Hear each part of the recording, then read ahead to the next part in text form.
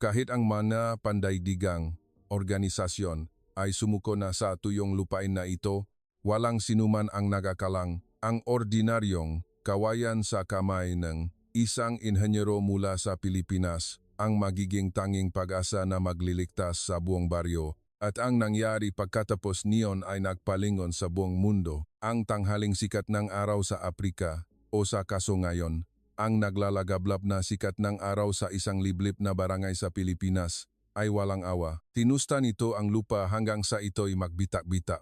Parang labing ang taong matagal nang hindi nakainom ng tubig. Ang mainit na hangin ay napalutang sa pinong buhangin sa buong maliit at nakalimutang baryo sa gitna ng matinding tagtuyot. Maraming bata ang lumalakat ng walang sapin sa paa sa matigas na lupa. Ang kanilang maliliit na kamay ay may bit-bit na mga lumang plastik na sisidlan na walang laman. Hindi sila nagtatakbuhan, hindi tumatawa, hindi nag-away tulad ng ordinaryong mga bata dahil ang lahat ng lakas sa kanilang katawan ay ginugol sa paghihintay ng tubig, paghihintay ng ulan, paghihintay ng pag-asa na tila hindi na kailanman darating. Ang lumang balon sa gitna ng baryo ay dating pusong ang komunidad, ngunit ngayon ay naging isang malalim na hukay na puno lang ang itim na putik at amoy ng kawalang pag-asa. Isang matandang babae ang tahimik na nakaupo sa ilalim ng payat na aninong puno. Ang kanyang mata ay nakatingin sa malayo, higit pa sa abot tanaw, tila nagtatanong sa Diyos kung bakit kailangang lumaki ang mga bata na may matinding pagkauhaw. May mga dumating na rito noon, mga opisyal mula sa iba't ibang ahensya, mga truck na nagdadala ng tubig, mga panandaliang proyekto ng tulong, magagandang pangako sa wikang hindi naiintindihan ng mga taga-baryo, ngunit ang lahat ay mas mabilis na nawala kaysa sa tagtuyot. Isang umaga, tahimik na umalis ang masasakyan ng isang internasyonal na pangkat ng tulong mula sa baryo. Iniwan lang ang mabakas ng gulong sa lupa at masamang balita na mas mabilis kumalat kaysa sa mainit na hangin. Kulang ang budget, mahirap puntahan ang lugar, kailangang mahintay ng bagong pagtatasa. Ang mga salitang iyon ay parang pintong isinara sa mukha ng buong baryo. Nakatayo ang kapitan ng baryo sa gitna ng plaza. Mahigpit niyang hawak ang kanyang lumang sombrero hanggang sa mangini ang kanyang kamay. Pula ang kanyang mamata mula sa araw at sa matinding kawalan. Hindi umiyak ang matandang lalaki, ngunit ang kanyang katahimikan ay mas mabigat kaysa anumang luha. Isang maliit na babae ang humila sa laylayan ng damit ng kanyang ina at mahinang nagtanong, "Inay, makakaroon ba tayo ng tubig bukas?" Hindi sumagot ang ina dahil may ilang tanong na mas malupit kaysa sa pagsisinungaling. Habang naniniwala ang lahat na ang huling tulong ay umalis na, walang sinuman ang nakaalam na sa kabilang dulo ng maalikabok na kalsada, isang maliit na truck ng masundalong Pilipino mula sa hukbong katihan ng Pilipinas ang dahan-dahang papalapit. Kasama nila ang isang grupo ng mga kalalakihan na hindi nagdala ng magagandang pangako, kundi mga matang nakakabasa ng kalikasan at pusong hindi sumusuko sa pagdurusang ang tao. Nang araw na iyon, hindi pa alam ng baryo, ngunit nagsisimula na ang pagbabaho. Ang ingay ng lumang makina ay kakaibang umalingaw-ngaw sa baryo. Ang mabata, na halos wala ng lakas para maging excited, ay nagangat ng ulo para tumingin. Dahan-dahang bumangon ang matatanda mula sa lilim ng puno na may pag-ingat. Huminto ang maliit na truck, nimilitar sa gitnang maalikabok na plaza at bumukas ang pinto ng sasakyan. Ang unang lalaking bumaba ay walang kayabangan sa kilos. Suot niya ang isang kupas na uniforme na nagpapakita ang tunay na paggamit nito. Puno ngang pulang alikabo ang kanyang bota at ang kanyang mukha, na maitim mula sa sikat nga araw at nagmukhang matigas, ay may malalim at kalmadong tingin ng isang taong nakaranas na ng mas mabibigat na bagay ng maraming beses. Si Teniente Coronel Ramos, pinuno ngang unit ng mga inhenyero nga hukbong katihan ng Pilipinas, ay minsan lang tumingin sa paligid ng baryo. Hindi lang siya nakakita ng sirang bahay o walang lamang sisidlan ng tubig, nakita niya ang isang patay na sistema. Nakita niya ang dalisdis ng lupa, ang mga lumang ukas sa lupa, ang direksyon ng hangin, ang mga punong nananatili dahil sa malalim na ugat, at nakita niya, nang hindi na kailangang sabihin ng sinuman, na ang lugar na ito ay hindi kulang sa pagsisikap, kundi sa taong marunong magbigay buhay muli dito. Mabilis na napakilala ang tagapagsalin ng baryo, ngunit marahang itinaas ni Teniente Coronel Ramos ang kanyang kamay at naglakad patungo sa tuyong balon ng mag-isa. Lumuhod siya, dinama ang lamat-lamat na lupa sa gilid, kumuha ang lupa at dinuro ito. Pagkatapos ay tumingin sa mababang hanay ng bundok sa silangang bahagi. Nandun ang pinagmula ng tubig, sabi niya sa Tagalog sa kanyang tauhan. Sir, malayo at walang tubo. Sabi ni Sargento Cruz na napakipot ang mamata. Walang tubo ay hindi nangangahulugang walang paraan. Ang masalitang iyon ay nagpatahimik sa kanyang koponan sandali dahil alam nilang ang kanilang commander ay hindi isang taong nagbibiro. Dahan-dahang lumapit ang kapitan ng baryo. Tiningnan niya ang grupo ng mga Pilipino na may pag-asa at pagtataka.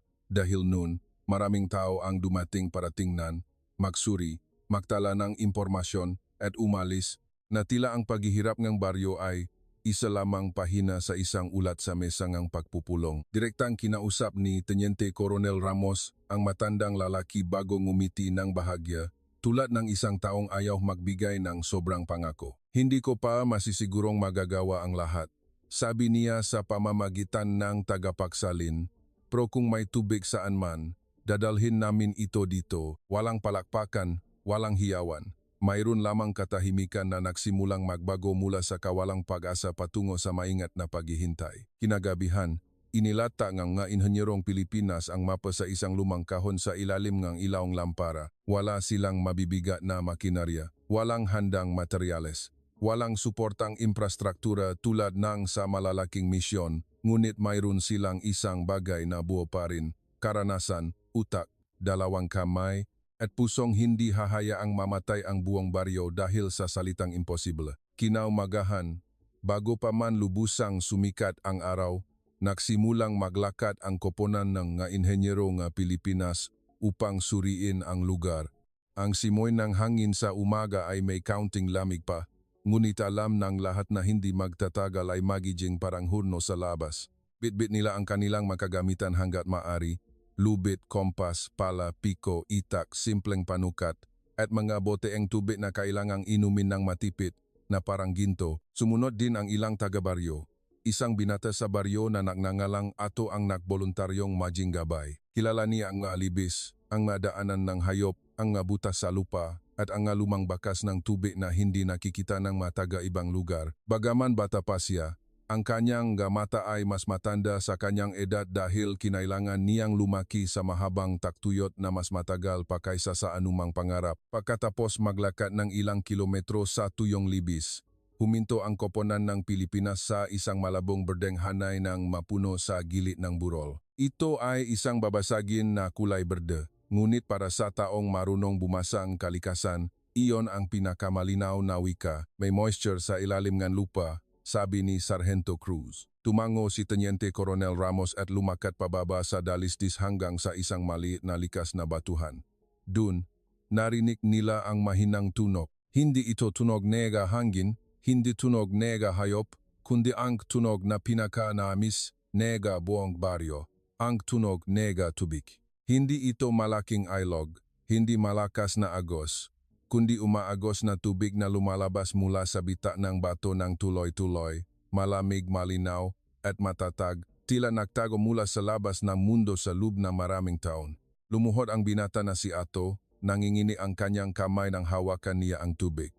Lumingon siya sa mga Pilipino na tila nakakita ng himala. Alam naming may pinakmulan ng tubig, pero hindi namin akalaing umagos pa rin pala, sabi niya sa mahinang boses sa pamamagitan ng tagapagsalin. Ang problema ay hindi ang pahahanap ng tubig kundi ang pagdadala ng tubig pabalik sa baryo. Malayo ang distansya, baku-bako ang lupain, walang tubo, walang sapat na semento, walang sistema ng kuryente, at napakalit ng oras para maghintay ng suporta mula sa sentro. Tumahimik ang maraming sundalo sandali habang tinitingnan ang landas na kailangan ng tubig na tahakin na punong bato, uka sa lupa, at iba't ibang antas ng lupain. Halos imposibleng gamitin ang karaniwang sistema sa ganitong kondisyon. Ngunit si Teniente Coronel Ramos ay tahimik na nakatayo sa harap ng pinakmulan ng tubig bago ang kanyang mata ay napadako sa isang grupo ng maligaw na kawayan na tumutubo sa mas malalim na bahagi. Ang magawayan na iyon ay matataas,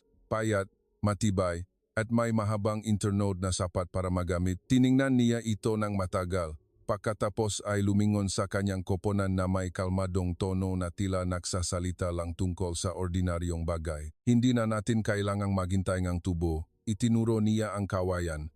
gagawa tayo ngang sarili natin. Mahinang hinipan ng hangin sa umaga ang mga tuktok ng kawayan, tila sumasagot ang kalikasan sa hamon na iyon. At sa mismong sandaling iyon, ang plano na wala sa anumang manual ay nabuo sa gitna ng kagubatan sa Afrika o sa kaso ng Pilipinas sa gitna ng liblib na bundok. Ang ilang opisyal mula sa kalapit na internasyonal na unit na koordinasyon ay hindi makapaniwala nang marinig nila ang ideya ng mga sundalong Pilipino.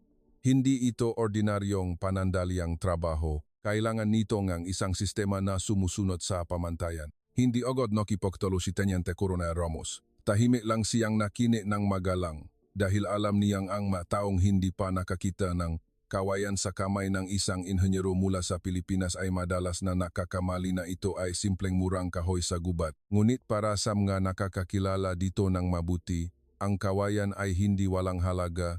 Ito ay isang material na magaan, matibay, nababaluktot at may kakayahang maglabas ng presyon sa isang tiyak na antas. At higit sa lahat, matatakpuan ito sa lugar ng hindi na kailangang mahintay nga container mula sa kabilang panig ng mundo. Agad na sinimulan ng mga inhenyerong Pilipinas ang trabaho ng walang pag-aaksaya ng oras sa mahabang paliwanag.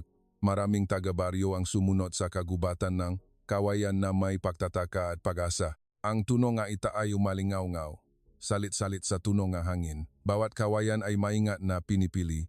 Hindi dapat masyadong malambot, hindi masyadong matanda para hindi masira, hindi dapat baluktot, at dapat may haba na akma para dugtungan. Tinulungan nina Sargento Cruz at Sargento Reyes ang bawat isa na magpakita kung paano butasan ang mga kawayan upang maging tubo ng tubig gamit ang mahabang bakal na inangkop mula sa mga kagamitan sa field. Pinainit nila ang dulong bakal at ipinadaan ito sa bawat internode ng kawayan. Ang amoy ngang sariwang kahoy at mahinang usok ay umaling-aw-ngaw sa hangin habang ang mga bata sa baryo ay nakatingin ng malaki ang mga mata.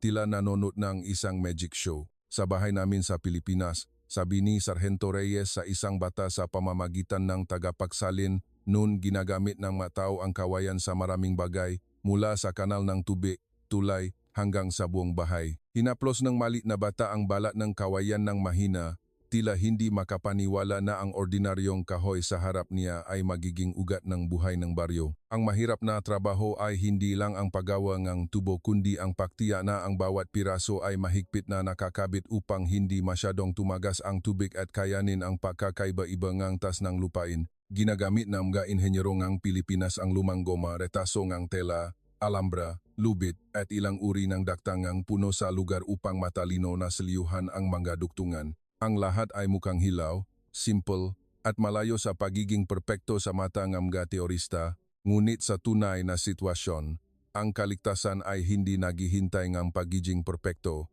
naghihintay lang ito sa taong maglakas. Lub na gawin ang magagawa ng gabing iyon, ang unang hanay ng mga tubo ng kawayan ay nakalatag sa lupa sa mahabang distansya, tila isang malaking ahas na natutulog sa pulang alikabok. Walang nakakaalam kung gagana ba talaga ito, ngunit iyon ang unang pagkakataon sa loob ng ilang buwan na nagsimulang tumingin ang mga taga-baryo sa isang bagay at naramdaman na ang pag-asa ay nahahawakan. Sa ikalawang araw ng trabaho, ang nagbago ay hindi lang ang bilang ng matubo ng kawayan na nadagdagan, kundi ang kapaligiran ng baryo na nagsimulang bumangon mula sa pananahimik tulad ng isang may sakit na bagong naamoy ang pagkain pagkatapos ng matagal na gutom. Noon, maingat na tinitingnan ng mga tao ang proyektong ito dahil tinuruan sila ng buhay na ang pag-asa na masyadong mabilis ay kadalasang pinakamasakit na bumabagsak. Ngunit nang makita nila ang mga inhenyero nga Pilipinas na nagtatrabaho mula sa bago sumikat ang araw hanggang sa lumubog ito, halos walang pahinga at walang reklamo kahit na kailangan nilang harapin ang matinding init na parang naglalakat sa isang hurnuhan, unti-anting nawala ang pag-aalinlangan. Nagsimulang tumulong ang mga babae sa baryo sa pagbubuhat ng kawayan. Tumulong ang mga batang matatanda sa pagbibigay ng lubid. Ang malalaki na dating nawala ng loop ay nagsimulang humawa ng pala at piko upang sumama sa pahuhukay ng kanal para sa linya ng tubo.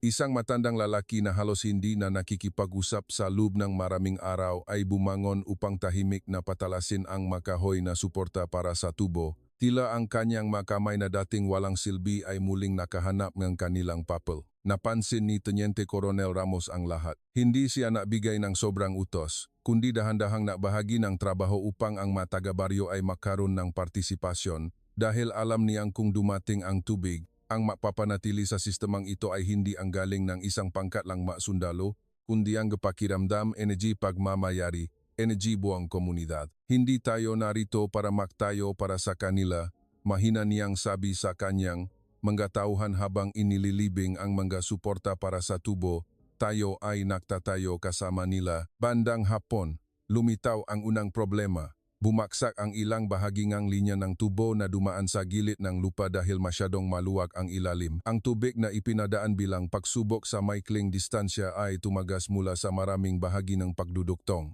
Ang mga bata na kanina ay nakangiti ay agad na tumahimik. Nagbago ang ekspresyon ng maraming tao. Tila ang magandang panaginip ay dinala pabalik sa malupit na realidad. Ngunit hindi napakita ng pakabigla ang mga inhenyero ng Pilipinas. Ginawa nilang ayusin ang bawat butas, inayos ang anggulo, inayos ang dalisdis, nagdagdag ng mga suportang kahoy, gumamit ng bagong retasong goma, at sinubukan muli. Tumulo ang pawis hanggang sa mabasa ang kanilang uniforme na tila bagong labas lang sa tubig. Ngunit walang sinuman ang tumigil sa pagtatrabaho, natapos ang araw na iyon sa ganap na dilim.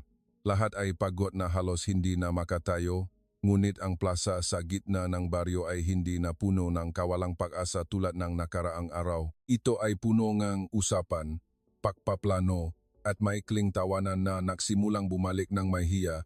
Dahil marahil ang unang bagay na kailangan ng mataong kulang sa tubig ay hindi agad ang tubig, kundi ang patunay na may isang taong hindi sumusuko bago sila. Nang gabing iyon, ang kalangitan sa Pilipinas ay malawak na tila lalamunin ang lahat ng iniisip ng tao at palitin ito. Ang nabituin na kumikinang sa itaas ay napakaganda para paniwalaan na sa ilalim ng kalangitan na ito ay mayroon pa ring mataong kailangang matulog na may pagkauhaw. Ngunit para sa koponan ng mga inhenyero ng Pilipinas, walang sinuman ang nakaroon ng sapat na oras upang tumingin sa mga bituin ng matagal. Nakaupo pa rin sila sa paligid ng isang pansamantalang plano na iginuhit gamit ang uling sa isang piraso ng kahoy. Mayroon pang mahalagang bahagi na distansya mula sa pinakmulan ng tubig hanggang sa baryo. Ang pinakamahirap na punto ay ang matarik na dalisdis bago pumasok sa komunidad. Kung kulang ang daloy, hihinto ang tubig at titigil sa gitna.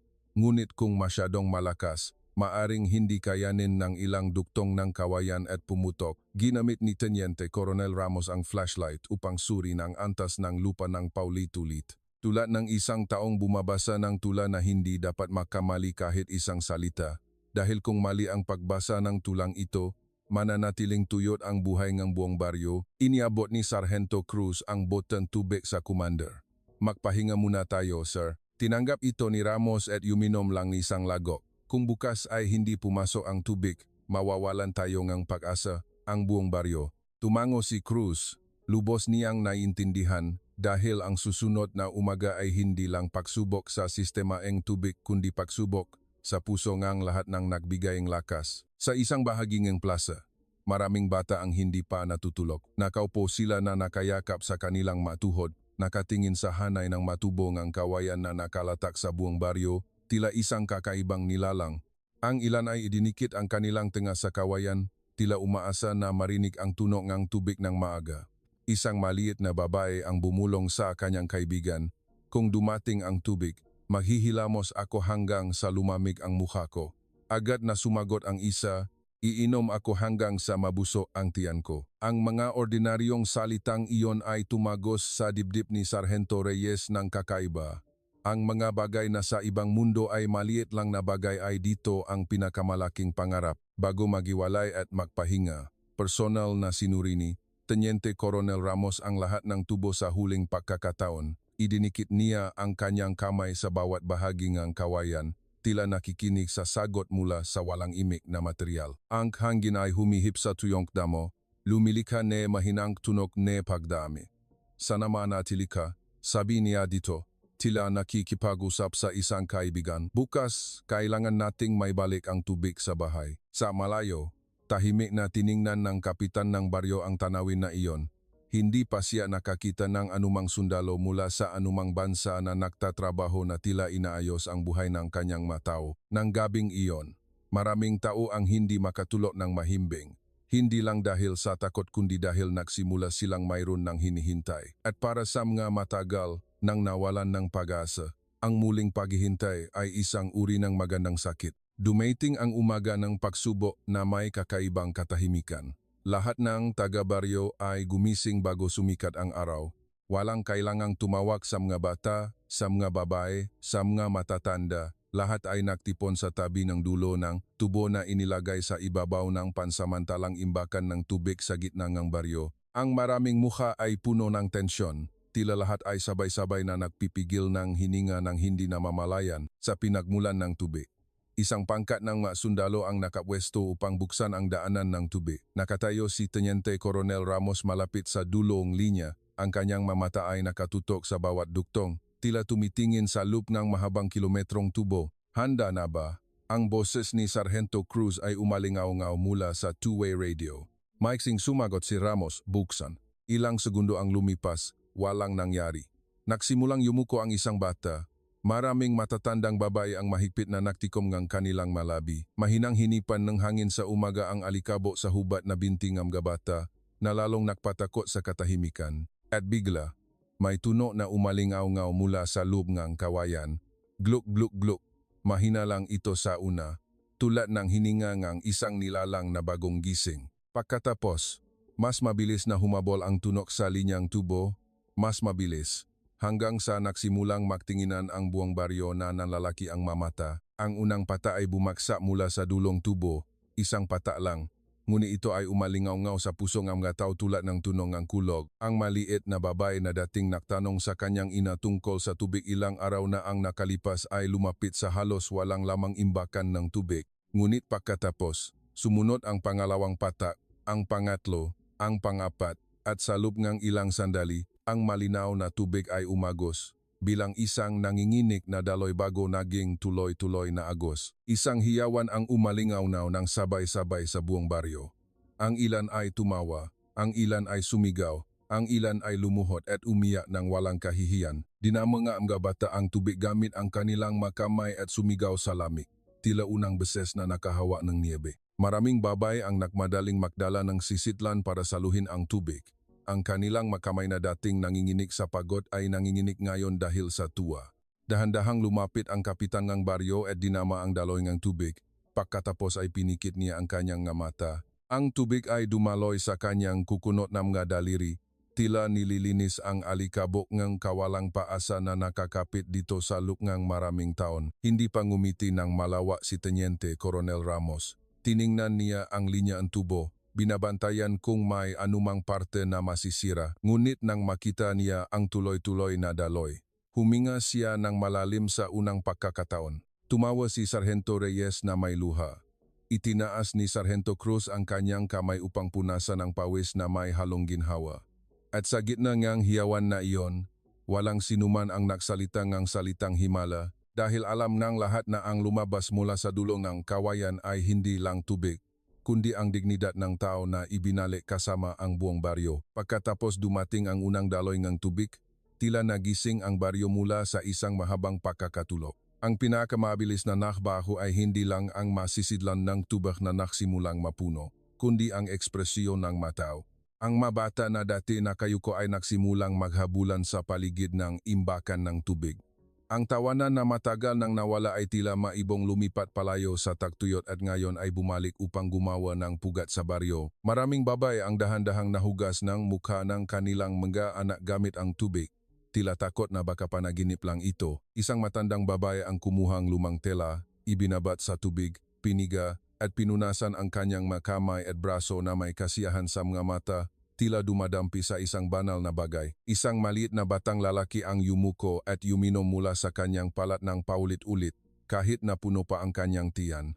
Hindi siya uminom dahil lang sa pagkauhaw. Uminom siya dahil gusto niyang makasigurado na totoong dumating ang tubig. Ngunit hindi pa tumitihil ang Emega Inenyero NG Pilipinas doon. Alam ni Teniente Coronel Ramos na ang pagdadala NG tubig ng minsan ay hindi sapat. Kung kailangan niyang mapanatili ang sistemang ito, kailangan niya itong itayo. Kaya nagsimula siyang mag-organisa ng isang pangkat ng maintenance sa komunidad. Tinuruan niya ang mga taga-baryo kung paano pumili ng kapalit na kawayan, kung paano suriin ang mga butas, kung paano patibayin ang mga suporta, kung paano salain ang mga dumi, at kung paano hatiin ang paggamit ng tubig ng sistematiko. Kung may bahagi na mahina ang daloy ng tubig, simulan ninyong suriin mula rito, sabi ni Sargento Cruz habang kinakato ang duktong ng kawayan. Maingat na tiningnan ni Ato ang bawat hakbang. Hindi na lang siya isang tumutulong. Unti-unti siyang nagiging unang tagapamahala ng tubig ng baryo. Bandang hapon, maraming batang babae ang natulungan sa pagtanim nga butong ang halaman na matagal nang iniingatan sa basang lupa sa tabi ng bahay. Bagaman nagsisimula pa lang, ang tanawin na iyon ay nagpatigil sa maraming tao na tumingin ng mas matagal kaysa sa dati dahil sa pinakatuyong baryo. Ang pagtatanim ng buto sa lupa ay hindi lang agrikultura, ito ay deklarasyon na magkakaroon sila ng kinabukasan. Bumalik ang ilang opisyal mula sa labas para tingnan muli ang lugar. Tiningnan nila ang linya ng tubo ng kawayan na may halo ng pagtataka at pagtanggap sa mabagay na dating binalewala. Ang sistema ay maaring hindi maganda, hindi perpekto ayon sa mga aklat.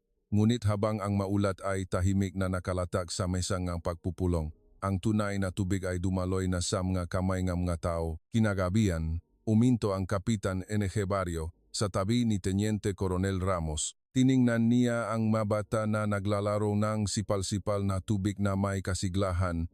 Pagkatapos ay nagsalita sa pamamagitan ng tagapagsalin sa nanginginig na boses. Ngayon, ang aming baryo ay hindi lang nagkaroon ng tubig, huminto siya sandali, kundi bumalik din ang tawanan. At ang pangungusap na iyon ay nagpatahimik sa maraming inhenyerong Pilipinas sa paraang hindi masabi. Ang kwento ng maliit na baryo na muling nagkaroon ng tubig mula sa sistema ng kawayan na gawa ng mainhenyero ang Pilipinas ay nagsimulang kumalat mula sa lugar ng mas mabilis kaysa sa tubig. Sa una, ito ay simpleng usapan sa pagitan ng mga field officer. Pagkatapos ay naging ilang litrato sa lumang telepono. Litrato ngang maliliit na bata na sumasalo ngang tubig mula sa dulo ngang tubo ngang wayan. Litrato nga inhenyerong Pilipinas na may suot na uniforma na punong pulang alikabo sa gitna ngiti nga taga-baryo. Ang nga taong dating nagsabi na hindi ito magagawa ay nagsimulang tumahimik. Ang nga taong dating nagsabi na kailangang maghintay ngang malaking sistema ay nagsimulang tumingin sa maliliit na bagay na nangyari sa harap nila.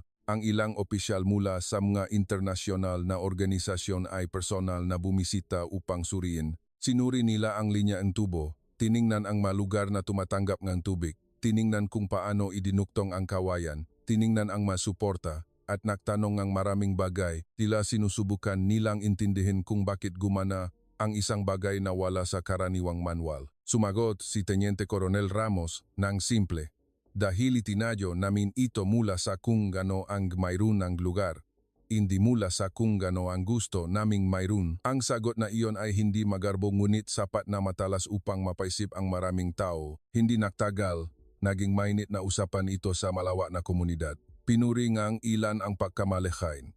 Itinuring ngang ilan itong halimbawa ngang tunay na field engineering. Ang ilan ay nagsalita ng may halong sarkasmo at pagtanggap na sa puntong hindi na kayang ipagpatuloy ng malalaking sistema. Isang inhenyero mula sa isang maliit na bansa sa Timog Silangang, Asya ang nakahanap ng paraan upang buhayin ang buong baryo. Ngunit para sa mga inhenyerong Pilipinas, ang pagiging tanyak ay hindi ang layunin. Patuloy pa ring umaakyat si Sargento Reyes upang suriin ang linya ng tubo tulad ng dati.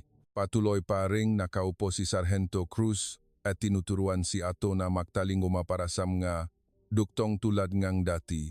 At patuloy pa ring nakayuko si Teniente Coronel Ramos upang suriin ang antas ng tubig sa imbakan ng detalyado tulad ng unang araw. Dahil alam nga tunay na manggagawa na ang papuri ay hindi kailanman mas mahalaga kaysa sa tubig na kailangang tuloy-tuloy na dumaloy bukas. Gayunpaman, ang balitang ito ay nagpagising ng isang bagay sa puso ng maraming tao. Nagpaalala ito sa mundo na ang tulong ay hindi nangangahulugang kailangang malaki palagi. Minsan, ang paraan na talagang makakatulong sa buhay na tao ay ang maglakas loob na kumilos at hindi hamakin ang simpleng lokal na kaalaman. Isang gabi, habang kumakalat na ang balita, nakatayo ang kapitan ng baryo at tiningnan ang tubo ng kawayan sa ilalim ng ilaw ng buwan. At mahina niyang sinabi kay Ato, maaring maalala ni Mundo ang kwentong ito bilang balita. Ngumiti siya ng bahadya, ngunit para sa atin, ito ang araw na dumaan ang kamatayan sa baryo at hindi na bumalik. Ilang araw pagkatapos na gumana ng matata ang sistema ng tubig, ang mas malinaw na nakikita kaysa sa daloy ng tubig ay ang pagbabago sa kilos ng mga tao sa baryo. Dati, tinatanggap nila ang mga bisita na may tingin ng mahumihingi ng tulong na huwag silang iwan. Nasa na ito to ang pangako sa pagkakataong ito, ngunit ngayon, nagbago na ang tingin na iyon. Puno pa rin ito ngang pasasalamat, ngunit hindi pasasalamat ng nga nakabababa, kundi pasasalamat sa pagitan ng matao na nagkatinginan ng pantay. Hindi kailanman tinrato ng mainhenyero ng Pilipinas ang matagabaryo na parang mga walang kakayahan. Hindi sila pumasok para magutos. Hindi sila pumasok para magpakitang gilas bilang tagapagligtas, kundi pumasok sila na may paggalang sa lugar, sa mga tao, at sa komplikadong problema sa pang-araw-araw na buhay. Iyon ang nagparamdam sa mga taga-baryo na hindi lang sila tumatanggap ng tulong kundi kasama ring may-ari ng muling pagbangon na ito. Isang umaga, naktipon ang mga babay sa baryo at nagluto ng simpleng pagkain mula sa mga sangkap na matatagpuan, may magaspang na harina, lokal na gulay, at isang kambing na pinagsamahan ng isang pamilya upang pakainin ang mga inhenyerong Pilipinas, kahit na ito ay napakahalagang ari-arian ng bahay na iyon. Nang ihain ang pagkain, nagulat si Teniente Coronel Ramos. Alam niyang ang ganitong klaseng pagkain para sa may-ari ng bahay ay hindi lang kabutihang loob kundi pa bibigay ng bahagi ng kanilang buhay sa ibang tao. Hindi ninyo na kailangan gawin ang ganito. Mahina niyang sabi sa pamamagitan ng tagapagsalin. Dahan-dahang ngumiti ang kapitan ng baryo bago sumagot, kung may tubig tayo pero walang pagkakataong makabalik ng pabor, mararamdaman pa rin natin na mahirap tayo. Ang pangungusap na iyon ay nagpatahimik sa hapagkainan ng malalim dahil napakatoto nito. Ang pinakamahusay na tulong ay hindi ang tulong na nagpaparamdam sa tao na may utang habang buhay, kundi ang tulong na nagbabalik ng sapat na dignidad sa kanya upang siya ay makapagbigay muli ng may ngiti. Bandang hapon, nagdala ang mabata ng ligaw na bulaklak at itinali ito bilang maliliit na panggaya na isinabit sa dulo ng tubo ng kawayan. Sinabi nila na ito ay panggaya para sa tubig. Ang mga salitang iyon ay simple at kaibiibig na maraming inhenyero ng Pilipinas ang napatawa. Sa isang sulok ng mundo na dati puno lang ng alikabok, pagkauhaw, at pagkatalo, ngayon ay may pagkaing ibinabahagi, may bulaklak, may mga kamay ng tao na nagwugnayan ng hindi nakayuko. At marahil, iyon ang tunay na kahulugan ng paglilitas ng buhay. Hindi lang ang paktiya na mabuhay ang tao kundi ang muli siyang makatayo ng may dignidad. Walang misyon na nananatili magpakailanman, kahit ang misyon na nakabit ng puso ng buong baryo. Isang araw, dumating ang utos na bumalik nang hindi maiwasan. Sinuri ang truck ng militar, inayos ang mga supply, maayos na itinali ang mga kagamitan tulad ng dati. Ngunit ang kapaligiran ng umaga na iyon ay iba sa unang araw. Sa unang beses na pumasok ang truck ng inhenyerong Pilipinas, ang baryo ay punong katahimikan at kawalang tiwala. Ngunit ngayong umaga, nakatayo ang matao sa plaza mula pa ng madilim ang kalangitan. Patuloy pa ring nagpapadala ng tubig ang tubongang kawayan ng regula. Ang tuno ng agos nito ay naging bahagi ng pang-araw-araw na buhay. Hindi na kailangang tumakbo ng malayo ang mabata para kumuha ng tubig. May mas maraming oras ang mababae para alagaan ang bahay. Ang maliliit na taniman ng gulay ay nagsimulang makaroon ng sariwang berdeng dahon.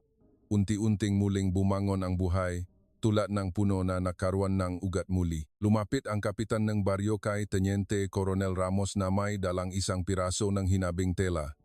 Hindi ito mahal. Ang makulay ay kupas na sa paglipas ng panahon, ngunit malinaw na ito ay iningatan ng mabuti. Dahan-dahan itong inilapa ng matandang lalaki sa dalawang kamay ng opisyal ng militar. Wala kaming gaanong marami, sabi niya sa nanginginig na boses. Pero ito ang pinakaingatan ng aming pamilya sa loob ng maraming taon. Ngayon, nararapat na ito'y sa iyo. Tinanggap ni Teniente Coronel Ramos ang tela ng maingat, tila may hawak na banal na bagay. Hindi siya agad nagsalita dahil alam niyang minsan, ang salamat ay napakaliit para sa kahulugan na ibinigay na bigay. Ang parehong batang babae na dating nagtanong sa kanyang ina tungkol sa tubig ilang araw na ang nakalipas ay lumapit at iniabot sa kanya ang isang baso ng tubig. Ito ay ordinaryong baso lang, ngunit sa loob nito ay puno ng malinaw at malamig na tubig mula sa sistema ng kawayan na sabay-sabay nilang itinayo. Ngayon, kami naman ang magpapainom sa inyo, sabing bata sa pamamagitan ng tagapagsalin. Ang masalitang iyon ay nagpalingon kay Sargento Cruz na matatag sa lahat ng oras para tumingin sa kalangitan upang itago ang kanyang mga mata na nagsisimulang uminit. Bago sumakay sa sasakyan, sinurinam ga inhenyerong Pilipinas ang sistema sa huling pagkakataon. Si Ato at ang kanyang pangkat ng mga water technicians ng baryo ay naulat ng may kumpiyansa. Alam nila kung paano mag-ayos, kung paano mag-alaga, kung paano panatilihin ang bagay na ito. Nagsimulang dahan-dahang gumalaw ang sasakyan. Ang mga bata ay tumakbo ng sandali. Itinaas ng mga matatanda ang kanilang mga kamay para kumawi. Ang ilan ay umiyak, ang ilan ay ngumiti na may luha. Lumingon si Teniente Coronel Ramos upang tingnan ang baryo sa huling pagkakataon. Nakita niya ang sikat na araw sa umaga na tumama sa daloy ng tubig sa dulo ng tubo hanggang sa kumikinang ito na parang pilak sa gitna ng pulang alikabok. Ngumiti siya ng bahagya dahil alam niyang kahit umalis na sila, ang bagay na dapat manatili ay naipagkatiwala na ng maayos. Lumipas ang ilang buwan. Ang taktuyot ay patuloy na dumarating tulad ng bawat taon. Malakas pa rin ang araw, patuloy pa ring humihihip ang hangin ng alikabok at ang lupa sa paligid ng maraming baryo ay bita-bita pa rin tulad ng dati. Ngunit ang baryong ito ay hindi na tulad ng dati. Ang tuno ng tubig mula sa tubo ng kawayan ay patuloy pa ring dumadaloy sa imbakan. Ang tuno ng tawanan nga bata ay patuloy pa ring naririnig tuwing hapon. Lumawa ang maliliit na taniman ng gulay. Ang ilang bahay ay nagsimulang magkaroon ng nakatanim na bulaklak sa harap ng pinto. Tila ipinapahaya ng matao sa mundo na hindi lang sila mga nakaligtas kundi nagsisimula na silang mabuhay ng totumuli. Si Ato ngayon ay hindi na ordinaryong binata na gabay. Siya ay naging tagapamahala ng sistema ng tubig sa baryo. Tinuruan niya ang mga bagong henerasyon ng mga bata na malaman ang direksyon ng tubig, marunong makinig sa tunog ng tubo, marunong pumiling ang kawayan, marunong mag-ayos ng hindi na kailangang maghintay ang tao mula sa labas. Lagi niyang sinasabi na nang dumating sila, hindi lang sila nagdala ng tubig, nagdala rin sila ng paraan ng pag-isip. Ang kwento ng baryong ito ay unti-unting ikinukuwento. Ang kalapit na mga baryo ay nagsimulang bumisita para tingnan ang trabaho. Maraming opisyal ng development ang bumisita upang pag-aralan ang simpleng ngunit epektibong paraan. Tinawag ng ilan ang sistemang ito na field innovation. Ang ilan ay humanitarian engineering, ngunit mas simple itong tinawag ng mga taga-baryo. Tinawag nila itong ang daluyan ng tubig ng mga kaibigan. Sa ilalim ng malaking puno sa gitnang baryo, may nakasabit na maikling kawayan bilang simbolo. Ang mga batang bagong panganak pagkatapos ang pangyayaring iyon ay laging kinukuwentuhan na minsan may isang grupo ang matao mula sa malayo na may suot na unipormeng sundalo ngunit may malambot na puso. Hindi sila nakdala ng mamahaling bagay, walang malalaking makina, hindi naksalita ng malalaking salita. Tiningnan lang nila ang kawayan sa gubat, tiningnan ang bundok, tiningnan ang lupa, tiningnan ang pakdurusan ng kataw, at sinabi sa mundo na mayroon pa ring paraan. Sa isang mundo na madalas naniniwala na ang kadakilaan ay kasama ng malaking budget, pinatunayan na ang kwentong ito na minsan, ang nagbibigay buhay sa tao ay simpleng material na nasa harap, kasama ang isip na hindi sumusuko at puso na hindi nang iwan. Kaya, kapag may nagtanong tungkol sa alamat ngang baryong ito, ngingiti ang mga taga-baryo at ituturo ang malinaw na tubig na patuloy paring umaagos bago buong pagmamalaking sumagot na minsan halos sumuko ang mundo sa taktuyot, ngunit ang mainhenyerong ang Pilipinas ay hindi sumuko. Mula sa ordinaryong kawayan tungo sa daloy ng tubig na nagpapatuloy sa buhay ng mga tao, pinatunayan ng kwentong ito na minsan ang pinakamalaking bagay ay hindi nagsisimula sa makabagong teknolohiya kundi maaring magsimula sa pusong hindi sumusuko. Kung humanga ka sa kwentong ito,